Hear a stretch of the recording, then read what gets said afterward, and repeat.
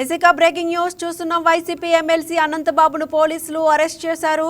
సాక్షులను బెదిరించిన కేసులో ఆయన కోర్టుకు హాజరై తిరిగి వస్తుండగా అదుపులోకి తీసుకున్నారు. ఈ పరిణామంతో రాజమండ్రి కోర్టు వద్ద కొంత ఉద్రిక్తత చోటు చేసుకుంది. అనంతబాబు అరెస్టు సమయంలో కొందరు వైసీపీ నేతలు అడ్డుకునే ప్రయత్నం చేశారు. దీంతో వారందరినీ చెదరగొట్టిన పోలీసులు చివరకు అనంతబాబును అరెస్ట్ చేసి సర్పవరం పోలీస్ స్టేషన్కు తరలించారు. విచారణ అనంతరం కోర్టులో ప్రవేశపెట్టే అవకాశం ఉంది.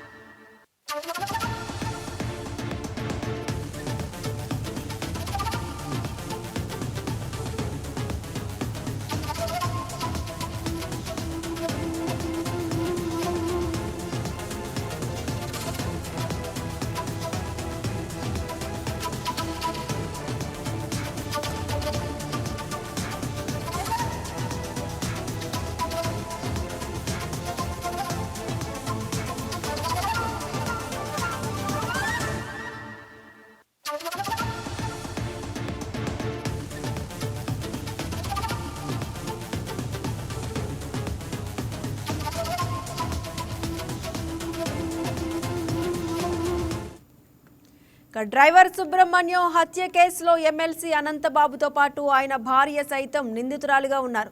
అయితే ఈ కేసుకు సంబంధించి సాక్షులు అరవ దుర్గశివప్రసాద్, అరవ మణికంఠ, శబలం పవన్ కుమార్, ముమ్మిడి వెంకటేష్ను అనంతబాబు అనుచరులు ఇటీవల బలవంతంగా తీసుకెళ్లి కాకినాడలోని ఓ అపార్ట్మెంట్లో బంధించారు.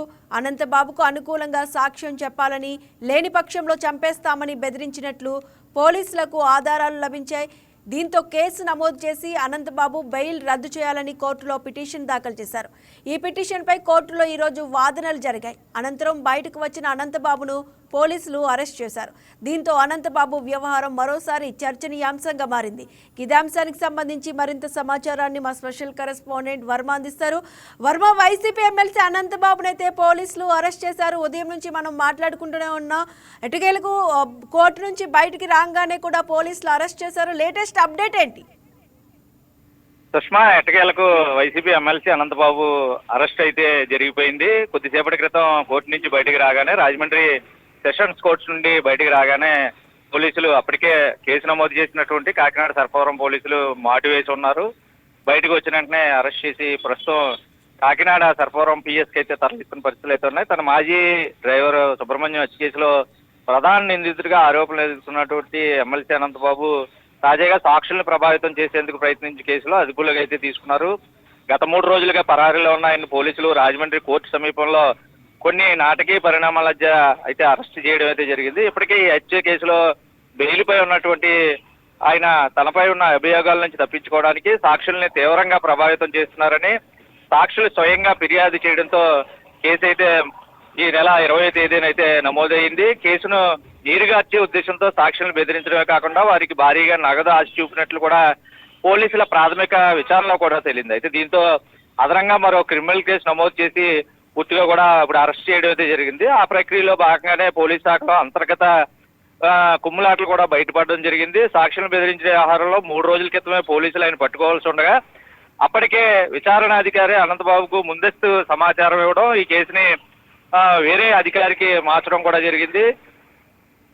ఆయన సహాయంతోనే పూర్తిగా కూడా 3 రోజులు తప్పించుకు తిరిగిన పరిస్థితులు అయితే ఉన్నాయి. అయితే నిందితుడికి సహకరిస్తూ పోలీసులు కళ్ళుగప్పి పరారీ కావడానికి అధికారి పరోక్షంగా తోడ్పడ్డారని కూడా తాజాగా సర్పవరం సీఏ రవికుమార్ను కూడా వీఆర్కి పంపడం అయితే జరిగింది.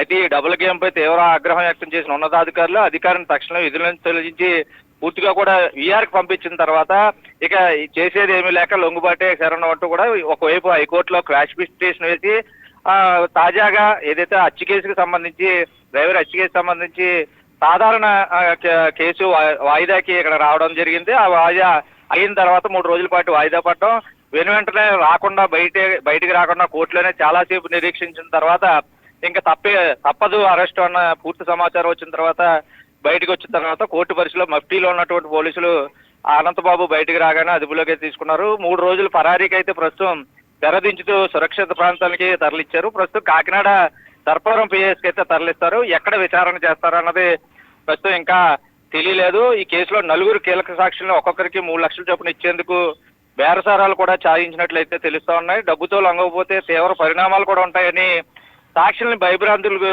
గురి చేసిన ఆధారాలతో సహా స్టేట్మెంట్లు సహా కేసు నమోదు చేశారు. హత్య కేసులో తన మెడకు ఉచ్చు బిగిస్తుందని సాక్ష్యాలను తుడిచిపెట్టేయడానికి ఆయన చేసినటువంటి ప్రయత్నం పూర్తిగా ఇప్పుడు రివర్స్ అయిపోయిన పరిస్థితిలో అనంతబాబు ఎట్టకేలకు అరెస్ట్ అయ్యారు. ప్రస్తుతం పోలీస్ కస్టడీలో ఉన్నటువంటి అనంతబాబుని అయితే విచారించి ఈ కుట్రలో ఇంకా ఎవరెవరు ప్రమేయం ఉందని కోణంలో కూడా పూర్తిగా దర్యాప్తు అయితే ముమ్మరం చేసి అటు తర్వాత కోర్టులో మళ్ళీ ఈయన్ని హాజరుపరిచే అవకాశం కనబడుతుంది. ఇది సోమవారం ఈ 2 రోజుల పాటు రేపు ఎల్లుండా కూడా విచారణ చేసి మళ్ళీ కోర్టు ముందు హాజరుపరిచే అవకాశాలు అయితే కనబడుతున్నాయి. ఒకవైపు హైకోర్టు క్రాష్ పిటిషన్ అనంతబాబు వేసిన దానికి సంబంధించి పూర్తిగా బెయిల్ రద్దు పిటిషన్ కి సంబంధించి సోమవారం కానీ మంగళవారం కానీ కోర్టు బెంచ్కి వచ్చే అవకాశం అయితే ఉంది. ప్రస్తుతం ఆ కేసు ఎటువంటి కొత్త పరిణామాలు బెయిల్ రద్దుని పూర్తిగా కూడా అన్ని నిరాధారాలన్నీ ఎవరైతే అనంతబాబు తరపు బృందం హైకోర్టులో క్రాష్ పిటిషన్ వేశారో దాన్ని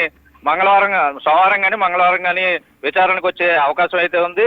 అయితే కేసు కొట్టేయాలని హైకోర్టును ఆశ్రయించినప్పటికీ కూడా ఒకవైపు తాజాగా బెయిల్ రద్దు చేయాలని SC/ST కోర్టులో పబ్లిక్ ప్రాసిక్యూటర్ కూడా పిటిషన్ వేశారు. అది కూడా మంగళవారంలో వస్తుంది. భవితవ్యం మాత్రం అంతా అగమ్యగోచరంగా మారిపోయిందని చెప్పాలి.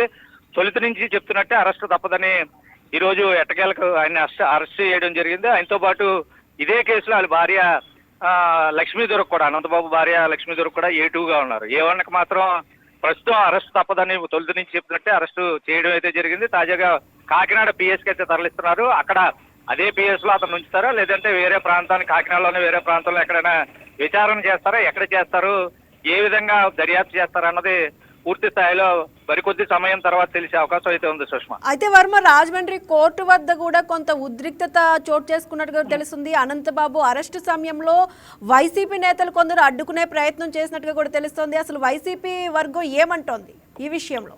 ముఖ్యంగా ఈ కేసుకు సంబంధించినంత వరకు పూర్తి స్థాయిలో అనంతబాబు చేసినటువంటి ఏదైతే తప్పుడు నిర్ణయాలు, తప్పుడు కార్యక్రమాల వల్లే పూర్తిగా కూడా తాను తీసుకున్న గోతిలో తాను పడ్డాడని చందాన పూర్తిగా కూడా ఈ తాజాగా ప్రలోభ పెట్టడాల అన్న అంశం మీద కేసు నమోదవడం, అటు తర్వాత పోలీసుల నుంచి కూడా ఇతనికి సహకారం లేపడం. ఎందుకంటే ఇతనికి సహకరించే పోలీసులు కూడా తాజాగా 3 రోజుల క్రితం ఉద్యోగంలో జాయిన్ అవ్వడం, మరుసటి రోజే VRకి వెళ్ళిపోవడం, అటు తర్వాత పూర్తి స్థాయిలో నిఘా పెరగడం.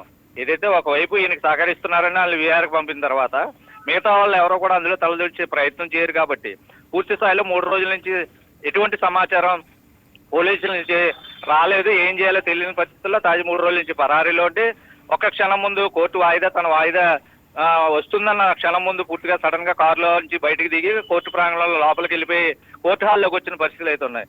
అయితే కేసు విచారణ సమయంలో పూర్తిగా కూడా కోర్టు ఆవరణలో ఎటువంటి అరెస్టులు చేసే ధోరణి ఎప్పుడు కొనసాగదు. కాబట్టి కోర్టు బయటకు రాగానే అయితే చేశారు. పూర్తిగా అక్కడ పోలీసులు ముందు నుంచి కూడా అక్కడ రాజమండ్రి పోలీసులు అయితేనో, ఇటు కాకినాడ నుంచి వెళ్ళినటువంటి పోలీసులు అయితేనో అనంతబాబు ఖచ్చితంగా ఈ రోజు విచారణకు హాజరవ్వాలి అవుతారనే ముందస్తు సమాచారంతోనే అక్కడ నిఘా వేయడం, ఆయన పలకరించేందుకు కోర్టు లోపల వెళ్ళడానికి నానా హంగామా చేసినటువంటి వైసీపీ నాయకులు కూడా చొక్క ఎదురైంది. ఎందుకంటే పూర్తిగా వాళ్ళు వెళ్ళడానికి మాకు వాయిదా ఉంది, మేము లోపలికి వెళ్ళాలనే ప్రయత్నాలు కూడా చాలా చేసినా సరే పోలీసులు మేమే దింపొస్తాం, ఏ కోర్టు నెంబర్ అంతా, కేసు నెంబర్ అంతా అని అడగడంతో ఏమీ చెప్పలేని పరిస్థితుల్లో నిలువరించే ప్రయత్నం చేస్తే అక్కడ ఉన్న వాళ్ళు కూడా తోపులాట చేసే ప్రయత్నాలు చేశారు. కానీ అక్కడ సాగనివ్వకుండా పోలీసులు ముందస్తుగా భారీగా మోహరించారు.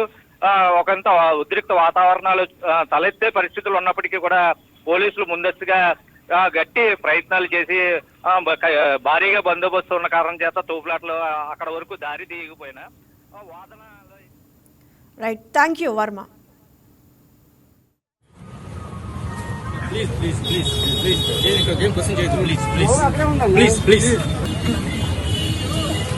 దళిత యువకుడు వీధి సుబ్రహ్మణ్యాన్ని అతి కిరాతకంగా హత్య చేసి డోర్ డెలివరీ చేశారనే నేరాపణం మీద అనంతబాబు అతని భార్య లక్ష్మీదుర్గ గారు విచారణ ఎదుర్కొంటూ ఉన్నారు. అయితే ఈ కేసు జిల్లా కోర్టులో ప్రత్యేక న్యాయస్థానంలో విచారణ జరుగుతూ ఉండగా, విచారణ జరగడానికి సిద్ధంగా ఉండగా ఆ సాక్షుల్ని కాకినాడలో ప్రభావితం చేయడానికి, భయపెట్టడానికి, తప్పుడు సాక్ష్యం చెప్పడానికి, అలాగనే ఒక్కొక్కరికి ₹1,00,000 చొప్పున క్యాష్ను ఇచ్చేసి బలవంతాన ఇచ్చేసి చెప్పకపోతే తీసుకోకపోతే మిమ్మల్ని చంపేస్తామని బెదిరించారని వాళ్ళు ఫిర్యాదు ఇచ్చారు సర్పవరంలో. వాళ్ళ నలుగురు దగ్గర నుంచి కూడా ₹4,00,000 పోలీసు వాళ్ళు స్వాధీనం చేసుకున్నారు. అలానే ఎవరైతే ఇది పరిష్కారం చేసి సాక్షులను ప్రభావితం చేయాలన్నారో ఆయన కూడా 4వ ముద్దాయి. ఆయన ఒప్పుదల స్టేట్మెంట్ ప్రకారం కూడా ఆయనకు కూడా ₹1,00,000 ఇస్తామని 25,000 ఇచ్చారు. ఆ 25,000 కూడా ఒప్పుదల స్టేట్మెంట్ ప్రకారం 25,000 కూడా స్వాధీనం చేసుకున్నారు. ఇదంతా అయిన తర్వాత అనంతబాబు గారిని A1 మొదటి ముద్దాయిగా పెట్టి మరొక 4 మీద కేసు నమోదు చేశారు. ఆ కేసు నమోదు చేసి దాని మీద అరెస్ట్ చేయడానికి వెళ్తే ఆయన పారిపోయాడు. తర్వాత ఈరోజు వీధి సుబ్రహ్మణ్యం కేసు ఏదైతే ఉందో అది ఇక్కడ విచారణ జరుగుతోంది. ఈ విచారణలో ఈయన దొడ్డిదారిని వచ్చాడు. వచ్చిన తర్వాత వాయిదా పడిపోయింది. వాయిదా పడిపోయిన తర్వాత సర్పవరం ఏదైతే కేసు నమోదు చేశారో సాక్షులను బెదిరించారని, వీధి సుబ్రహ్మణ్యం హత్య కేసులో సాక్ష్యం చెప్పొద్దని ఏదైతే బెదిరించారో ఆ బెదిరించిన దానిలో ఆ కేసులో అరెస్ట్ చేయడానికి వచ్చారు. వాయిదా పడిపోయినప్పుడు కూడాను వాయిదా పడిపోయిన తర్వాత ఆయన బయటకు వస్తే అరెస్ట్ చేస్తారని అక్కడే ఉన్నాడు. చివరికి ఇప్పుడు బయటకు వచ్చారు. ఆ కేసులో వీధి సుబ్రహ్మణ్యం కేసులో కాదు, వీధి సుబ్రహ్మణ్యం కేసులో బెయిల్ రద్దు చేయమనే పిటిషన్ ఇంకోటి ఉన్నది. దీనిలో ఈ బెయిల్ రద్దు చేయడానికి అది మంగళవారం బుధవారంలో దాని మీద విచారణ జరిగి నిర్ధారించడం జరుగుతుంది.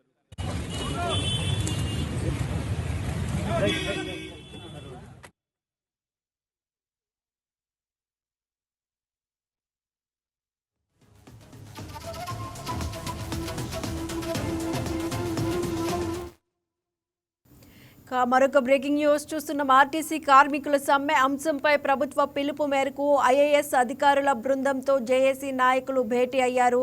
ఇప్పటి వరకు సుమారు 3 గంటలు గడుస్తున్న చర్చలు ఇంకా కొనసాగుతూనే ఉన్నాయి.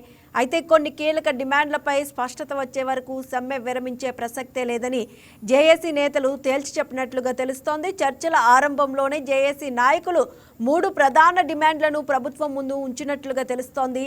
వాటిని తక్షణమే పరిష్కరించాలని అధికారుల బృందానికి విన్నవించారు.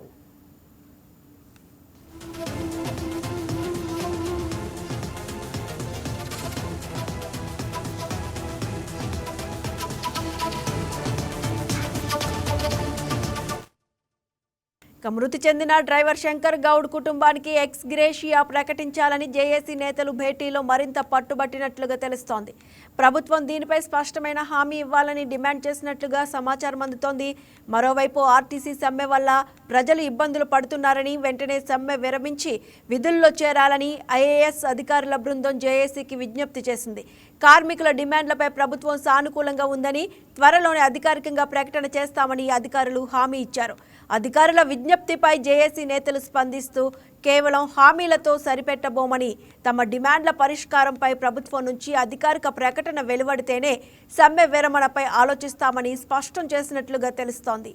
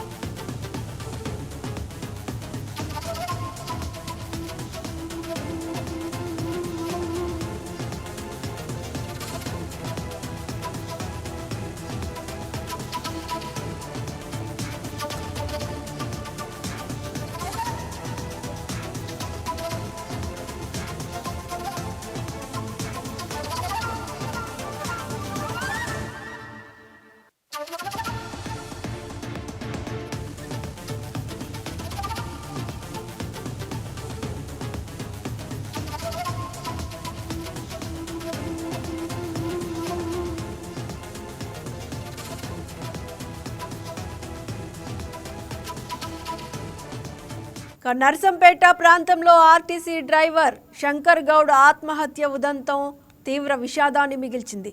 నిండు ప్రాణాన్ని బలి తీసుకున్న ఈ ఘటన స్థానికంగా కలకలం రేపింది. తీవ్ర ఆర్థిక ఇబ్బందుల్లో వ్యక్తిగత కారణాలతో మనస్తాపం చెంది ఆత్మహత్యకు పాల్పడడం అత్యంత బాధాకరం. కుటుంబ సభ్యుల రోదనలు అక్కడి వారిని కన్నీరు మున్నీరుగా మార్చాయి. ఇలాంటి కఠిన నిర్ణయాలు సమాజంలో ఒక హెచ్చరికగా నిలుస్తున్నాయి.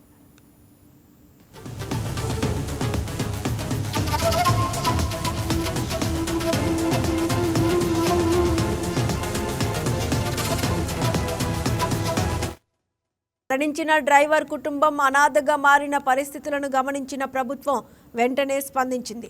స్థానిక ఆర్డీఓ ఉమారాణి ఘటనా స్థలానికి చేరుకుని మృతదేహాన్ని సందర్శించి నివాళులర్పించారు. బాధిత కుటుంబానికి ప్రభుత్వ పరంగా 10 లక్షల ఎక్స్గ్రేషియా అందిస్తామని ప్రకటించారు.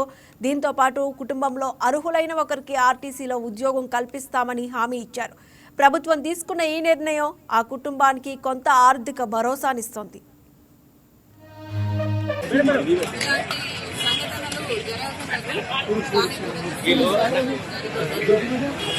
ప్రభుత్వం తరఫున ఒక 10 లక్షల రూపాయలు మరియు గౌరవ నర్సంపేట ఎమ్మెల్యే గారు కూడా ఒక 5 లక్షల రూపాయలు కలెక్టర్ గారి ద్వారా మరియు ఆర్టీసీ కార్పొరేషన్లో వారి కుటుంబ సభ్యులకి ఒక ఉద్యోగము తెలియజేస్తున్నారు. అది నేను వాళ్ళ కుటుంబ సభ్యులకు కూడా తెలియజేయడం.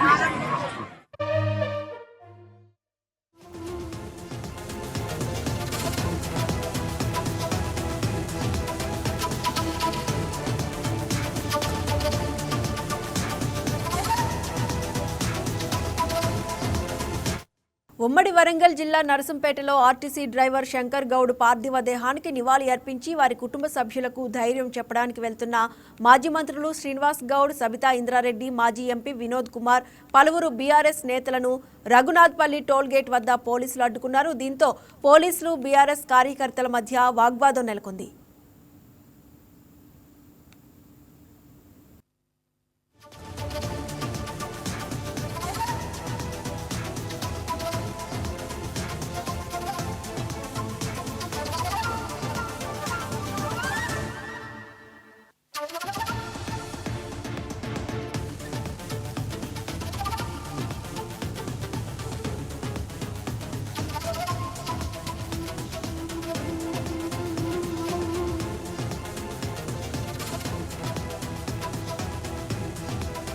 వరంగల్ జిల్లా నర్సంపేట ముత్తోజిపేట ఆర్టీసీ డ్రైవర్ శంకర్ గౌడ్ మృతదేహానికి నర్సంపేట ఆర్డీఓ ఉమారాణి నివాళులర్పించి వారి కుటుంబానికి ప్రగాఢ సానుభూతి తెలియజేశారు.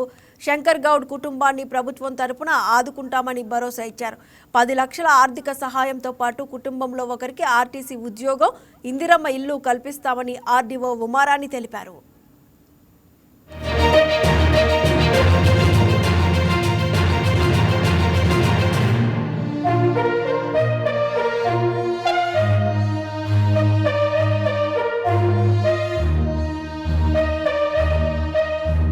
పశ్చిమ బెంగాల్ రాజకీయాల్లో ఎన్నికల వేడి పెరుగుతున్న వేళ కేంద్ర హోంమంత్రి అమిత్ షా కీలక వ్యాఖ్యలు చేశారు. బీజేపీ అధికారంలోకి వస్తే బెంగాల్ను బయటవారు పాలిస్తారంటూ ప్రజలను మమత తప్పుదారి పట్టించే ప్రయత్నం చేస్తున్నారని అమిత్ షా మండిపడ్డారు. బీజేపీ అధికారంలోకి వస్తే బెంగాల్కు చెందిన బీజేపీ కార్యకర్తే ముఖ్యమంత్రి అవుతారని అమిత్ షా కీలక వ్యాఖ్యలు చేశారు. మహిళల భద్రత బీజేపీ ప్రధాన ఎజెండా అని అమిత్ షా ప్రకటించారు. రాష్ట్రంలో మహిళలు స్వేచ్ఛగా జీవించేలా చర్యలు తీసుకుంటామన్నారు. कार्यकर्ता होगा। अगली सरकार बंगाल के ही भारतीय जनता पार्टी के कार्यकर्ता ने बनानी है। भाइयों बहनों, भारतीय जनता पार्टी की सरकार बंगाल में बनने के बहुत बड़े मायने, हमारी सबसे पहली प्रायोरिटी होगी कि बंगाल की महिलाओं को हम सुरक्षा प्रदान करें, उनको भय से मुक्त करें। जिस राज्य की महिला मुख्यमंत्री ये कहती हो कि 7 बजे के बाद महिलाओं को घर से निकलने की जरूरत क्या है, मैं मानता हूं उनको शासन करने का कोई अधिकार नहीं। मैं आज बंगाल की माताओं बहनों को आश्वस्त करना चाहता हूं कि 5 तारीख को भारतीय जनता पार्टी की सरकार बनने के बाद रात को 1 बजे भी छोटी सी बच्ची किशोरी स्कूटी लेकर निकलेगी, कोई गुंडा उसके सामने आंख उठाकर नहीं देख पाएगा। और ये प्रतीकात्मक रूप से हमने आरजी कर की पीड़िता की माताजी को और संदेश खाली की पीड़िता को भी हमने प्रत्याशी बनाया।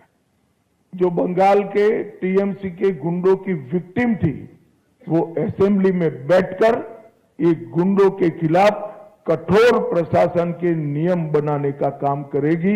मुझे लगता है बहुत बड़ा परिवर्तन आने वाले दिनों में होने वाला है।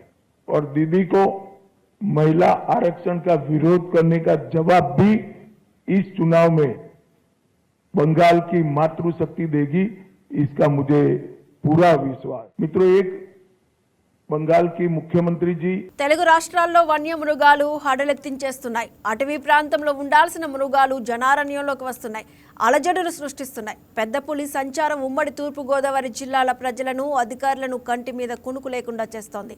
మహారాష్ట్ర అడవుల నుంచి తెలంగాణ అటవీ ప్రాంతం మీదుగా జనవరి నెలలో ఒక పులి ఏపీలోకి ఎంట్రీ ఇచ్చింది.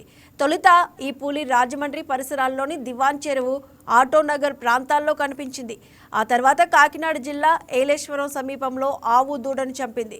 ఏలూరు జిల్లా బుట్టాయగూడెం మండలం పందిరిమామిడిగూడెం పరిసరాల్లో కూడా పులి సంచరించింది. తూర్పు గోదావరి జిల్లా ప్రజలను కంటి మీద కునుకు లేకుండా చేసిన పులిని రాయవరం మండలం కూర్మాపురంలో ఒక పాడుబడిన పాత ఇంట్లో అటవీశాఖ అధికారులు, పోలీసులు అత్యంత చాకచక్యంగా బంధించారు. అనంతరం దీన్ని విశాఖ జూకి తరలించారు. ఈ పులికి రేడియో కాలర్ ఏర్పాటు చేసి అనంతరం పోలవరం అటవీ ప్రాంతంలో విడిచిపెట్టారు. ఈ పులి మళ్లీ జనావాసాల్లోకి ఎంట్రీ ఇచ్చింది. పోలవరం పరిసర ప్రాంతాల్లో తిరుగుతూ ప్రస్తుతం తూర్పుగోదావరి జిల్లాలో తిష్టవేసింది. ప్రస్తుతం రాయల్ బెంగాల్ టైగర్ కోరుకొండ మండలం కాపవరం పాండవుల కొండపై సంచరిస్తోంది. రాత్రి 11 గంటల సమయంలో కొండపై నుంచి పులి కిందకు దిగింది. చెరువులో నీళ్లు తాగి మళ్లీ కొండెక్కినట్టు అటవీశాఖ అధికారులు గుర్తించారు. కోరుకొండ, కాపవరం, శ్రీరంగపట్నం, మునగాల ప్రజలు అప్రమత్తంగా ఉండాలని అటవీశాఖ అధికారులు హెచ్చరికలు జారీ చేశారు. పులిని బంధించేందుకు పూణే నుంచి నిపుణుల బృందం వస్తున్నట్లు అధికారులు తెలిపారు.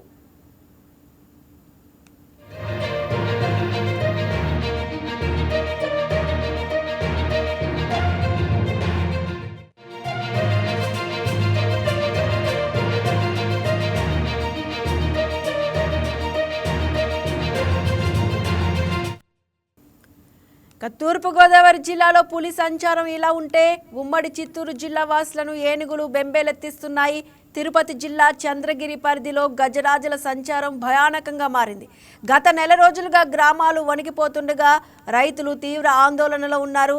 రాత్రి వేళల్లో గ్రామాలపై దాడి చేస్తున్న ఏనుగుల గుంపులు పంటలను నాశనం చేస్తూ అన్నదాతలను కన్నీరు మున్నీరుగా మారుస్తున్నాయి.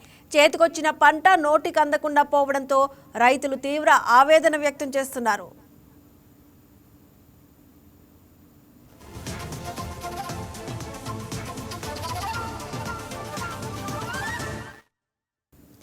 ఇటీవల రాత్రి సమయంలో మామిడి తోటలపై పడిన ఏనుగుల గుంపు కోతకు సిద్ధంగా ఉన్న కాయలను పూర్తిగా నేలమట్టం చేశాయి. నెలల తరబడి శ్రమించి పెంచుకున్న పంటలు క్షణాల్లో నాశనం కావడంతో రైతులు దిక్కుతోచని పరిస్థితిలో నిలిచిపోయారు. పంటలతో పాటు సాగునీటి వ్యవస్థలపైన గజరాజులు పంజా విసురుతున్నాయి. కూచివారిపల్లిలో రైతు సురేంద్ర నాయుడు బోరుబావిని ఏనుగులు ధ్వంసం చేయడంతో పరిస్థితి మరింత విషమించింది. మోటార్ పైపులు పూర్తిగా విరిగిపోగా పైపులు బోరుబావిలోకి పడిపోయాయి. దీంతో మిగిలిన పంటలకు నీరు అందక ఎండిపోతున్నాయి. ఈ ఘటనతో లక్షల్లో ఆస్తి నష్టం వాటిల్లినట్లు రైతులు చెబుతున్నారు.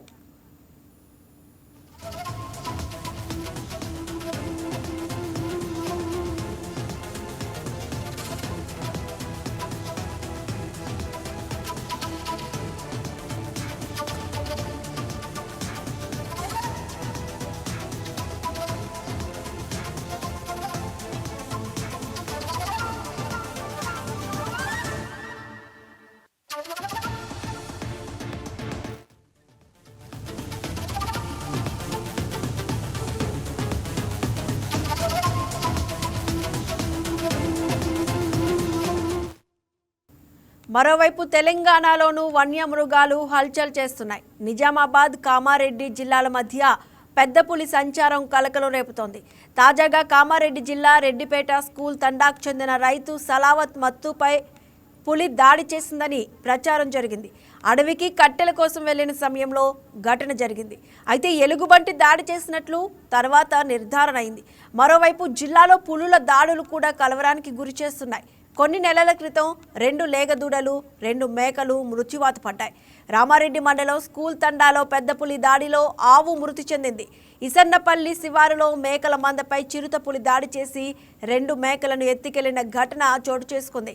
మొత్తంగా తెలుగు రాష్ట్రాల్లో వన్యప్రాణుల సంచారంతో ప్రజలు వణికిపోతున్నారు.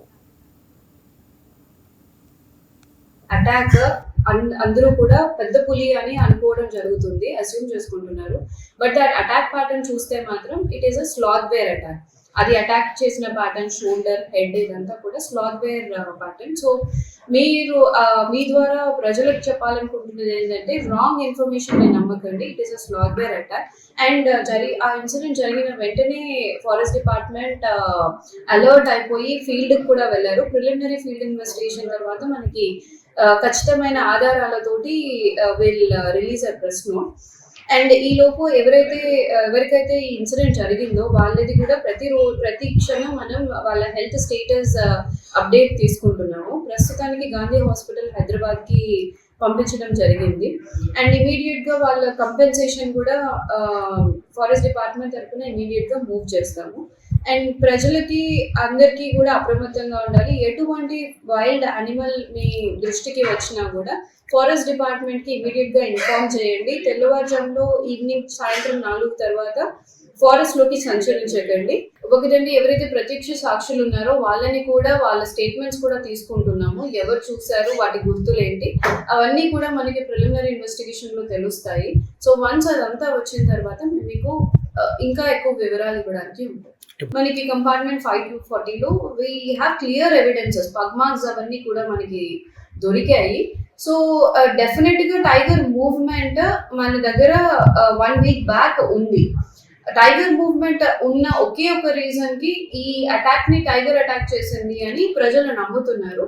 సో ఎవరైతే మనకి ఫీల్డ్ లో కూడా చాలా ఇండైరెక్ట్ ఎవిడెన్సెస్ ద్వారా మనం కన్ఫర్మ్ చేయొచ్చు.